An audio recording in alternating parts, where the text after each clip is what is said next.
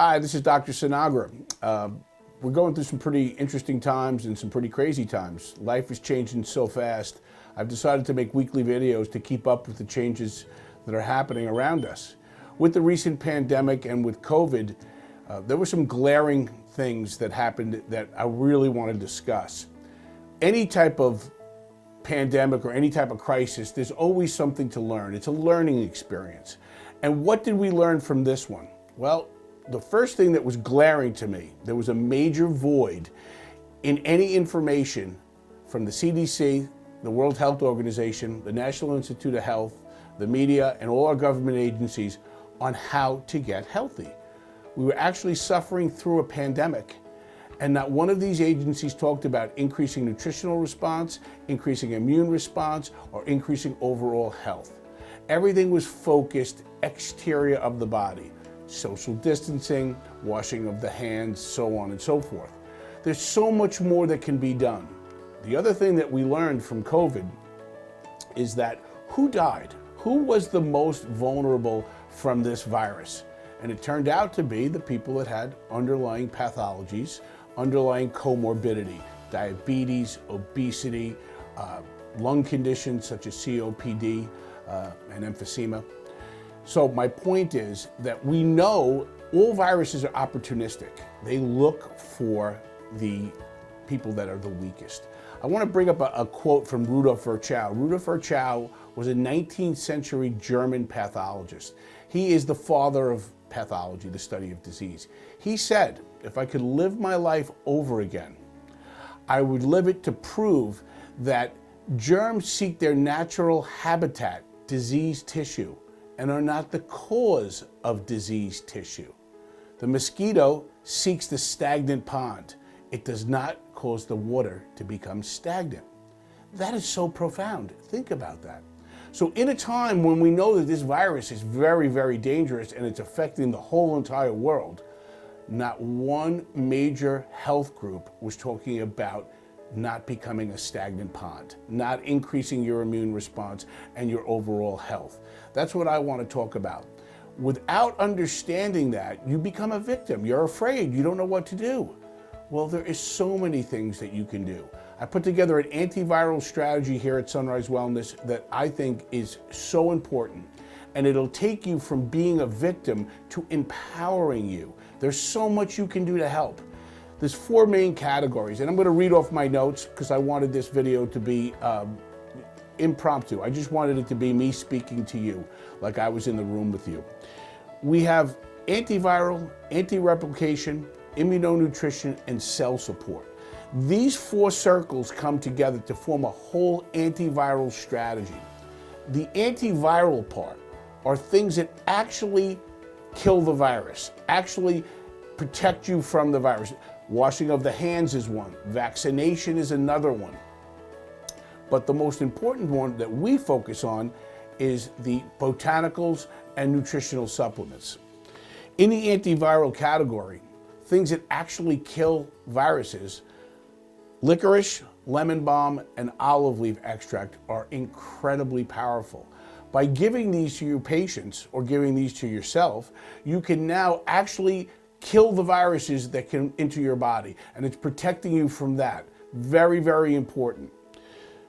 The other antiviral nutrients are zinc, lysine, and grapeseed.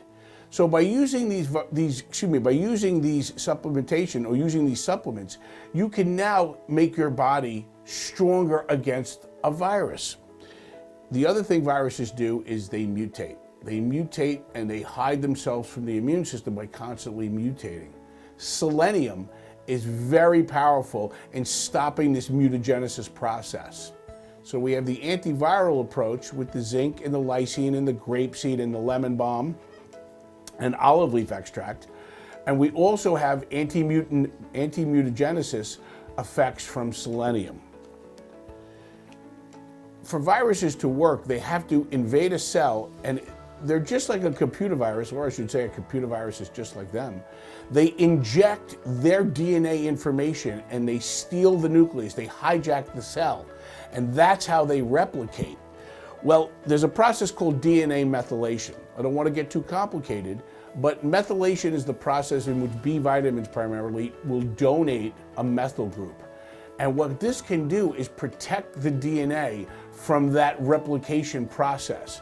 So using B vitamins such as folate, B12, even SAM-E, we can now really protect the body or prevent the virus's ability to keep replicating and getting stronger. The other approach here is the anti-inflammatory response. One of the things the viruses do is once they enter your cell, they cause your body to have what we call a cytokine storm, an inflammation explosion. So your immune system freaks out and starts to trigger all this inflammatory response throughout the whole body. That's the perfect breeding ground for viruses. And using supplements such as coenzyme Q10, essential fats like EPA, DHA, and GLA, green tea, licorice, N-acetylcysteine, pycnogenol, zinc, and R-lipoic acid, just to name a few. These all shut down that inflammatory response. So now you're not allowing the virus to make your body a breeding ground for it. The next category I want to talk about is immunonutrition. The first two, the antiviral category, things that will actually kill the virus. Second is anti-mutagenesis, will stop the virus from replicating and stop that inflammatory response that's so important for the viruses to continue to breed. And immunonutrition. I can't stress it enough that what you put into your body has such a major impact on your overall health, especially when fighting viruses. Irv Koenigsberg is a cell biologist, and he had some profound things to say. He found that when cells were dying, when cells were not thriving, when cells were ailing, he says, do not look to the cells for the cause. Change the cell's environment. And when he did that, the cells regenerated. So immunonutrition is so important. Instead of treating the ailing cell, let's change the environment in the body to make the body stronger. A low-carb diet is vital. Sugar means poor health, sugar means death, sugar means diabetes. Sugar is our worst enemy in this society, and we have a massive overuse of it. There are supplements that also really provide a strong foundation for the body. Vitamin D, vitamin A, vitamin C. All these things are so important for bolstering your immune response and your overall health and nutrition. Fatty acids. Fat is good. The fat that's provided from EPA, DHA, GLA, and ALA are so important for your overall immune response, for cell regeneration, cell membranes, protecting your arteries, and calming down inflammation. When you incorporate the right diet, which is a paleo-Mediterranean, lots of green leafy vegetables, we're going to go with plant-based, lean, clean proteins. You're getting phytonutrients, you're getting enzymes, you're giving away the grains, the dairy, the simple sugars, the inflammatory stuff. All of that processed garbage that is such a part of our life in the American diet with the standard American diet, we're setting ourselves up for failure. Last but not least is cell support. We can actually support the cells so they function properly. Exercise is vital. You have to move. In nature, there's no such thing as a couch potato. In nature, you have to move to eat and move not to be eaten. Only in our society can we have people that don't move for years. Exercise, and the best type of exercise for what we're talking about today, is just vigorous walking. Again, avoidance of sugar, a good multivitamin, which is vital to include all the trace minerals and some of the other vitamins that we didn't mention. Vitamin A again, B12, C, D, E, iron, zinc, copper, selenium. All of these should be incorporated into that standard multivitamin. And obviously probiotics and prebiotics. Cannot stress the microbiome, the bacterial environment in the gut, meaning esophagus, stomach, small intestine, large intestine. On the commercials for yogurts, what do they tell you? 70% of your immune system is where? In your gut. It's that good bacteria. And when you learn what the microbiome, that's the new word for this environment that's being used, the microbiome regulates your immune function, brain function, even cardiovascular function. It's a drop the mic moment when I was reading about this in the last 8 years. Keeping the microbial environment in the right ratios of good versus bad is so important for immune response. So a very good full spectrum probiotic and a prebiotic. Now a prebiotic is a fiber. Not all fibers are prebiotic, but a prebiotic is a fiber.